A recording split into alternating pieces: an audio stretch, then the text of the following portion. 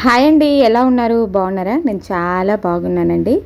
దేవీ నవరాత్రులు 6వ రోజు లలితాదేవిగా అమ్మవారు దర్శనమిస్తారు.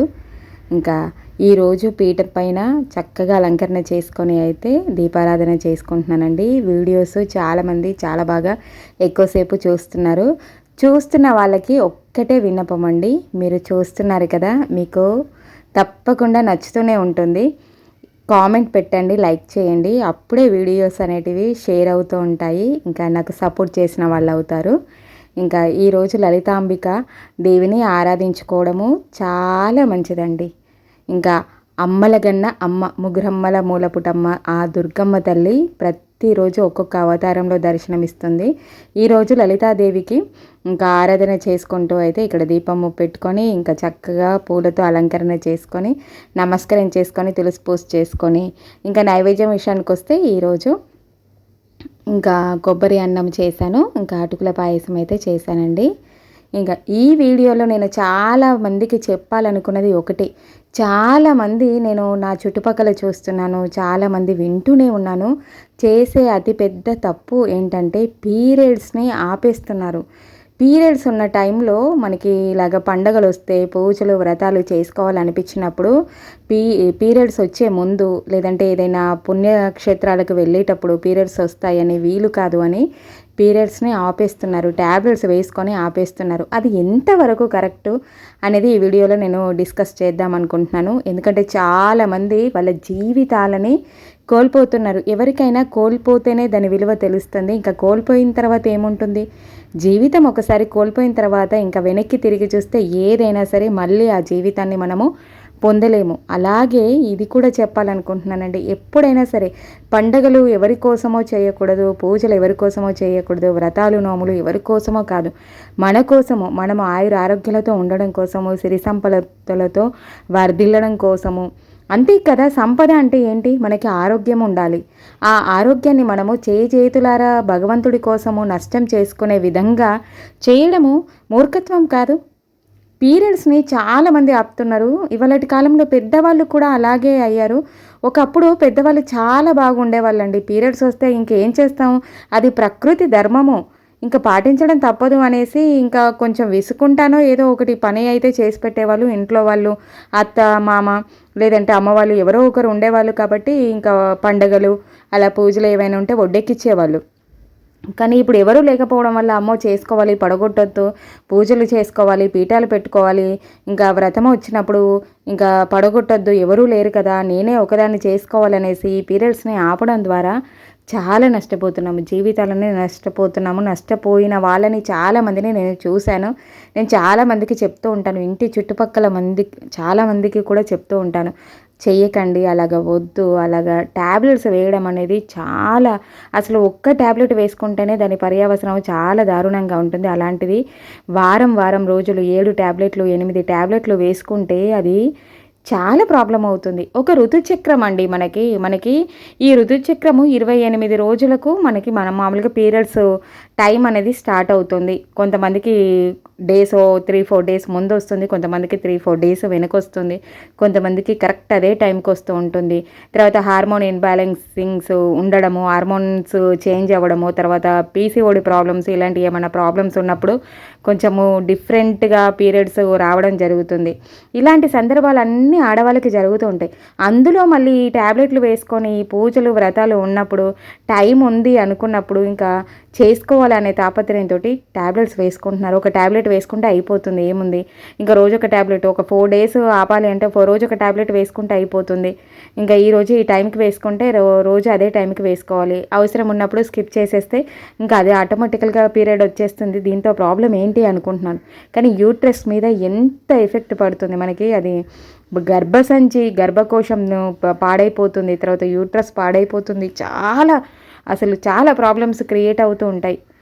ఇంకా క్యాన్సర్ వచ్చే ప్రమాదం కూడా ఉంది. అలాంటివి చేస్తూ ఉండడం ద్వారా మనకి ఈ సైక్లింగ్ అనేది 15 డేస్ 16 డేస్ ముందు నుంచే మనకి స్టార్ట్ అవుతూ ఉంటుంది. ఎగ్ రిలీజ్ అవుతూ ఉంటుంది కదా, ఇంక ఈ ప్రాసెస్ అంతా స్టార్ట్ అవుతుంటుంది. ఈ ప్రాసెస్ని మనం ఒకేసారి ఆపేస్తున్నాము. ఎలాగంటే ఒకేసారి నిండుగా ఉండడం కోసం తయారైన దాన్ని ఆపేస్తున్నాం ఒకేసారి. దాన్ని ఒక అడ్డుగోడ కట్టి ఆపేస్తున్నాము, ఒకేసారి అది బ్లాస్ట్ అయిపోయే ప్రమాదం ఉంటుంది. తర్వాత అలాగ ఆపిన తర్వాత ఇంకొంతమందికి అయితే ఇంకా పీరియడ్స్ వచ్చిన తర్వాత అంటే ట్యాబ్లెట్స్ వేసుకొని పీరియడ్స్ ఆపేస్తారు. ఆపేసిన తర్వాత మళ్ళీ పీరియడ్స్ వచ్చే టైం ఉంటుంది చూస్తారా, నరక యాతన చూస్తారు. చాలా నడుము నొప్పి వస్తుంది, హెల్త్ ప్రాబ్లమ్స్ వస్తాయి, చాలా ఇష్యూస్ వస్తాయి. అయినా సరే వేసుకోవడం మానట్లేదు చాలామంది. తర్వాత ఇలాగ వేసుకున్న అమ్మాయిలకి ఎన్ని ప్రాబ్లమ్స్ వచ్చాయంటే, కొంతమందికి అయితే గర్భసంచి తీసేశారు. గర్భసంచి తీసేయడం ఒకెత్తు అయితే 30 ఇయర్స్ 28 ఇయర్స్కి గర్భసంచి తీసేయడము, తర్వాత గర్భసంచి దగ్గర పెద్ద గడ్డలు తయారవడము, అదృష్టం ఏంటంటే అది క్యాన్సర్గా మారకపోవడం, ఇంకా అలాగే కొన్ని క్యాన్సర్గా మారే అవకాశం ఉంటుంది. తర్వాత ఎన్ని ప్రాబ్లమ్స్ వస్తాయి. ఇంకా క్లాట్స్ అనేటివి తయారైపోయి ఇంకా ఎలాగంటే మనం ఆపేసినప్పుడు మనకి ఋతుచక్రం అనేది ఆగిపోయి మనకి ఏదైతే తయారవుతుందో ఆ ప్రాసెస్ని ఆపేసినప్పుడు ఆ క్లాట్స్ లాగా అలాగే ఉండిపోయి కడుపులో ఉండిపోయి ఇంకా అవి మెల్లమెల్లగా గడ్డల్లాగా తయారవుతాయి. గర్భసంచికి వస్తుంది, తర్వాత లివర్కి ఎఫెక్ట్ పడుతుంది, ఇంకా చిన్న స్టోన్స్ తయారవుతుంటాయి, కిడ్నీల మీద ఎఫెక్ట్ పడుతుంది. ఇలా చాలా రకాల ప్రాబ్లమ్స్ని ఫేస్ చేస్తున్నారు. అందుకోసమే భగవంతుడు ఎప్పుడు మనని పూజలు వ్రతాలకి ఇలాగ చెయ్యండి అని, అదే అలాగ ప్రాసెస్ని ఆపేస్తే మాత్రం అది ఆపేసి మనం చేస్తుంటే అది మంచిదా? కాదు కదా. ఇలాంటివి ఎప్పుడు చేయకండి. అది మనకి అవకాశం ఇవ్వట్లేదు భగవంతుడు అంటే అది అతని అనుగ్రహము. అంటే అమ్మవారు ఇప్పుడు దేవి నవరాత్రులు ఉన్నాయి, పీఠం పెట్టుకోవాలనుకుంటున్నాము, మనకి వీలు కావట్లేదు అన్నట్టు అనుకున్నప్పుడు అమ్మవారు ఈసారి నాకు కొంచెం అనుగ్రహం ఇవ్వలేదు అనుకొని వీలైనప్పుడే చేసుకోవడంలో తప్పేముంది. ఈరోజే అమ్మవారు కరుణిస్తుంది, ఈ దేవి నవరాత్రులలోనే చేసుకుంటే ఐశ్వర్యం వస్తుంది, సిరి సంపదలు వస్తున్నాయని కాదు. ఎప్పుడైనా సరే ఈ ఆరాధన అనేది భక్తితో ఆరాధించి తాపత్రయంతో భక్తితో ఆరాధిస్తే అమ్మవారు ఎప్పుడైనా కరుణిస్తుంది. వ్రతాలు పూజలకు కూడా టైం ఉంటుంది. ఇంకా పుణ్యక్షేత్రాలు వెళ్ళాలి అన్నా కూడా ఒక టైం ఉంటుంది. ఆ టైంని బేస్ చేసుకొని మనము ఈ పీరియడ్స్ అయిపోయిన తర్వాతనో లేకుంటే పీరియడ్స్ ఉన్నప్పుడు ఆ పీరియడ్స్ను యథావిధిగా ఎలాగ వస్తాయో అలాగే వచ్చేలాగా చూడడము చాలా మంచిదండి. ఆరోగ్యం మీద ఎటువంటి ఎఫెక్ట్ పడదు. తర్వాత 30 ఇయర్స్ 40 ఇయర్స్ వచ్చిన తర్వాత మీరు నరక యాతన అనుభవిస్తారు. దీని పర్యావసనం ఎలాగుంటుందంటే హెల్త్ పైన చాలా పడుతుంది. గర్భసంచి తీసేయడం జరుగుతుంది, గర్భసంచి క్యాన్సర్స్ రావడం జరుగుతుంది, ముదిరిపోతే ఇంకా లివర్ క్యాన్సర్స్, ఇంకా రకరకాలు క్యాన్సర్స్ అనేటివి వస్తూ ఉంటాయి. హెల్త్ పరంగా చాలా ప్రాబ్లమ్స్ అనేటివి క్రియేట్ అవుతూ ఉంటాయి. జీవిత కాలము ఆ బాధని అనుభవించాల్సి వస్తుంది. భగవంతుడి పేరుతోటి ఆ బాధను అనుభవించి అంతటి కఠినమైన దుస్థితిని చేతులారా తీసుకొచ్చుకోవడం అవసరమా? అందుకోసమే చెప్పాలనుకుంటున్నాను. ఇంకా ఈ పీరియడ్స్ విషయానికి వస్తేనైతే అది ఎప్పుడు రావాలనుకుంటే అప్పుడే రావాలండి. నేనైతే ఈ పీరియడ్స్ స్కిప్ చేయడము, ట్యాబ్లెట్స్ వేసుకోవడం ఇలాంటివి అసలు ఏమీ చేయము. ఇంకా పడట్లేదు అంటే సో దేవుడు అనుగ్రహము, అమ్మవారి అనుగ్రహమా, లేకపోతే వినాయక చవితి ఉంటే ఆ దేవుడి అనుగ్రహమా, ఏదైతే చేయాలనుకుంటున్నామో అది పడట్లేదంటే ఆసారి నాకు అనుగ్రహించలేదు అనుకొని దండం పెట్టుకొని ఊరుకోవడమే. తర్వాత యథావిధిగా పీరియడ్స్ అయిపోయిన తర్వాత మళ్ళీ చేసుకోవడము అలాగ చేస్తూ ఉంటాను. కానీ ఈ ట్యాబ్లెట్స్ అనేటివి చాలా డేంజరస్. చాలామంది వేసుకున్నారు, నరకం చూశారు కూడా. తెలియని సందర్భంలో అంటే ఒకప్పుడు ఇవి ఎప్పుడైతే ఈ ట్యాబ్లెట్స్ ఉంటాయని ఆడవాళ్ళకు తెలిసినప్పుడు చదువుకొని వాళ్ళు అంటే మా అమ్మ విషయానికే వస్తే ఒక 2-3 సార్లు తను వేసుకోవడం జరిగింది. తనకి చాలా రకాల హెల్త్ ప్రాబ్లమ్స్ వచ్చాయి. నా చిన్నప్పుడు నేను చూశాను. ఇంకా అప్పటి నుంచి తను వేసుకోవడం మానేసింది. ఎలాగంటే కంటిన్యూషన్గా బ్లీడింగ్ అయ్యి ఒక 5 మంత్స్ 6 మంత్స్ దాకా చాలా నరకయాతన పడింది. ఇంకా అలాగ అవుతూ ఉంటుంది. ఒకవేళ ప్రాబ్లము క్రిటికల్ అయిందనుకోండి, ఎలాగుంటుందంటే బ్లీడింగ్ అనేది ఒక 1 ఇయర్ దాకా, 3 మంత్స్ దాకా, 2 మంత్స్ దాకా కంటిన్యూషన్ బ్లీడింగ్ అయిపోయి ఇంకా చాలా ప్రాబ్లమ్స్ క్రియేట్ అవుతూ ఉంటాయి. ఇలాంటివి అస్సలు భగవంతుడి విషయంలో, దేవతా అర్చన విషయంలో చెయ్యకండి. పెళ్ళిళ్ళు పేరంటాలున్నా కూడా అసలు చెయ్యకండి. మీ ఆరోగ్యాన్ని మీరు చూసుకోండి. భగవంతుడి దగ్గర మనము భక్తితో ఆరాధించి దేనికోసము ఐశ్వర్యం ఇవ్వడం కోసము. ఐశ్వర్యం అంటే ఆరోగ్యాన్ని మించిన ఐశ్వర్యం ఇంకొకటి లేదు. దాన్ని చేతులారా దేవుడి పేరు చెప్పుకొని మనని మనమే శిక్షించుకోవడము తప్ప ఇంకొకటి ఉండదు. ఇంకా ఒక అక్కలాగా, ఒక చెల్లిలాగా, ఒక తల్లిలాగా చెప్తున్నాను.